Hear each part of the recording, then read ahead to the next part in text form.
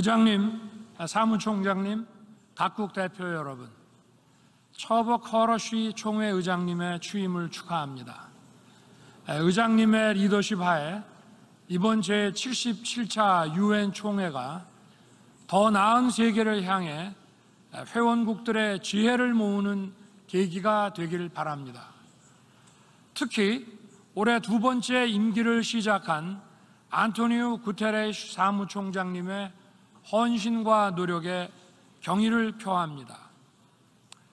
유엔 헌장은 더 많은 자유 속에서 사회적 진보와 생활 수준의 향상을 촉진할 것을 천명하고 있습니다.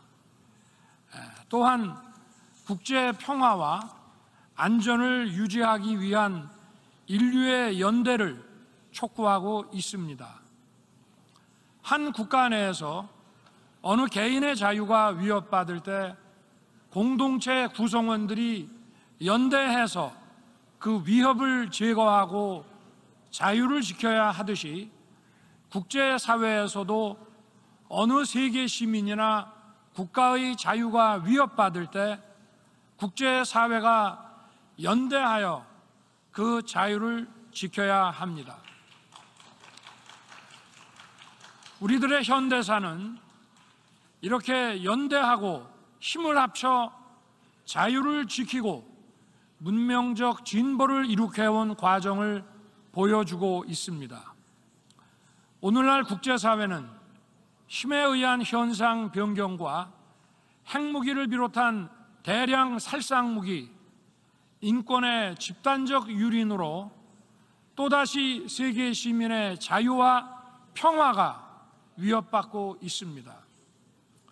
이러한 자유와 평화에 대한 위협은 유엔과 국제사회가 그동안 축적해온 보편적 국제 규범 체계를 강력히 지지하고 연대함으로써 극복해 나아가야 합니다.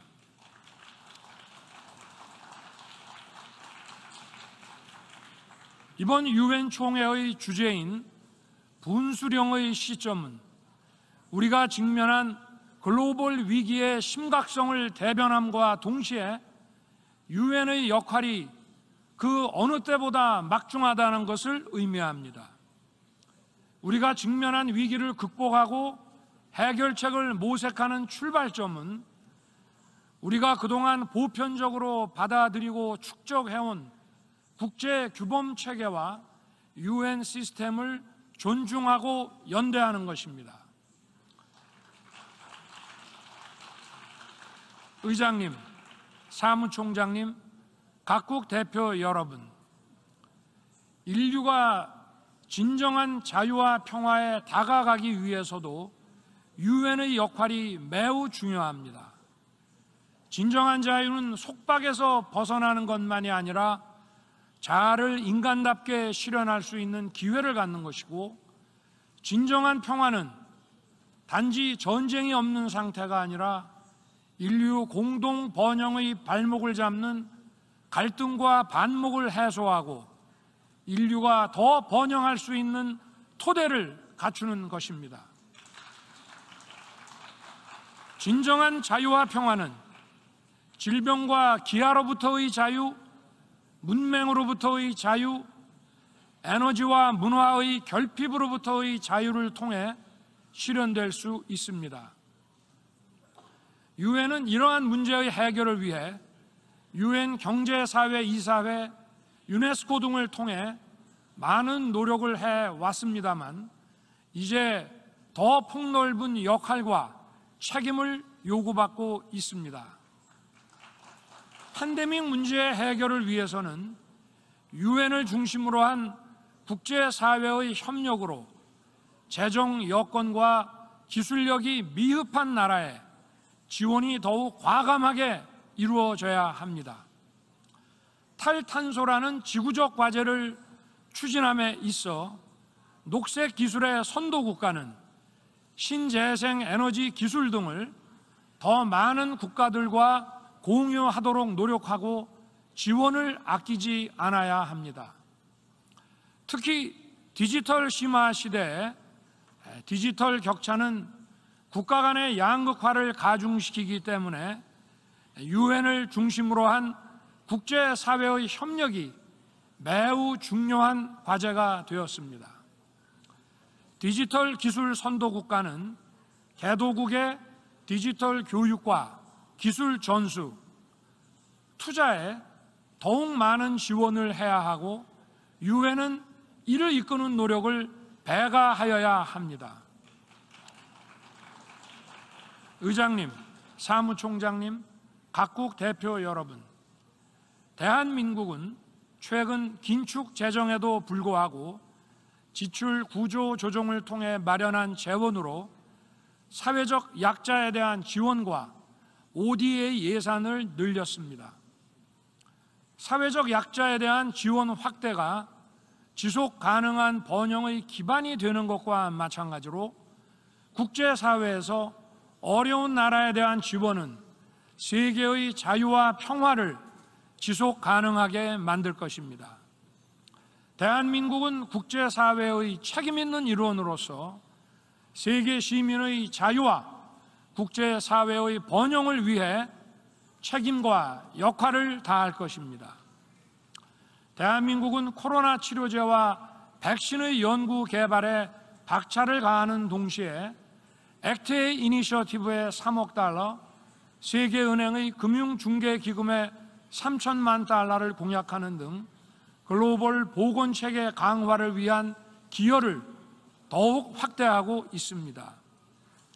세계보건기구의 팬데믹 협약 체결을 위한 협상에도 참여 중이며 오는 11월 미래 감염병 대응을 위한 글로벌 보건안보 구상 강요 회의를 서울에서 개최할 것입니다. 아울러 대한민국은 글로벌 감염병 대응이라는 인류 공동과제 해결을 적극 동참하기 위해 글로벌 펀드에 대한 기여를 획기적으로 확대하기로 했습니다. 기후변화 문제에 관해서도 대한민국은 그린 ODA를 확대하고 개발도상국의 저탄소 에너지 전환을 도울 것이며 혁신적 녹색 기술을 모든 인류와 공유하기 위해 노력할 것입니다. 대한민국은 이미 오래전부터 전자정부 디지털 기술을 개도국을 비롯한 많은 나라에 이전하고 공유해 왔습니다. 대한민국은 지금 디지털 플랫폼 정부를 추진하고 있습니다. 디지털 기술로 민주주의와 행정 서비스 그리고 복지 서비스를 획기적으로 업그레이드 시키는 원대한 시도입니다. 앞으로 이러한 디지털 기술과 데이터를 더 많이 공유하고 지원과 교육 투자에 노력을 아끼지 않겠습니다. 의장님, 사무총장님, 각국 대표 여러분, 우리가 직면하고 있는 글로벌 위기에 대한 해결책으로 UN 시스템과 보편적 국제 규범 체계가 과연 유용한 것인지에 관해 지금 현재 시험대에 올라 있다고 할 수 있습니다. 그러나 우리가 현재 직면하고 있는 이 위기는 자유라는 보편적 가치를 공유하고 자유를 지키고 확장하기 위해 함께 노력해야 한다는 확고한 연대의 정신으로 해결할 수 있습니다. 그러므로 자유와 연대의 정신에 입각한 유엔의 시스템과 그동안 보편적으로 국제사회에서 인정받아온 규범 체계가 더욱 강력하게 지지되어야 합니다. 유엔 시스템과 보편적 규범 체계에 등을 돌리고 이탈하게 된다면 국제사회는 블록화되고 그 위기와 혼란은 더욱 가중될 것입니다. 우리가 직면하고 있는 문제의 본질과 원인에 대해서 더욱 치열하게 고민하고 국제사회가 그 해결을 위해 역할을 분담하고 힘을 합치는 노력들이 더욱 강력하게 실행되어야 합니다. 이러한 전환기적 위기의 해결책으로서 세계 시민과 국제사회의 리더 여러분들께 유엔 시스템과 보편적 국제 규범 체계에 대한 확신에 찬 지지를 다시 한번 호소합니다. 의장님, 사무총장님, 각국 대표 여러분, 돌이켜보면 유엔이 창립된 직후 세계 평화를 위한 첫 번째 의미 있는 미션은 대한민국을 한반도의 유일한 합법정부로 승인하고 유엔군을 파견하여 대한민국의 자유를 수호한 것이었습니다. 이러한 유엔의 노력 덕분에 대한민국은 이렇게 성장할 수 있었습니다. 그러므로 대한민국은 세계 시민의 자유 수호와 확대, 그리고 평화와 번영을 위해 유엔과 함께 책임을 다하겠습니다. 감사합니다. K통번역센터는 전국 모든 지역에서 통역 번역 서비스를 제공하고 있습니다. K통번역센터와 함께 일하는 1만 명의 통번역사가 약속드립니다. 신속하고 정확하며 신뢰할 수 있는 통역과 번역 서비스를 제공하겠습니다. 감사합니다.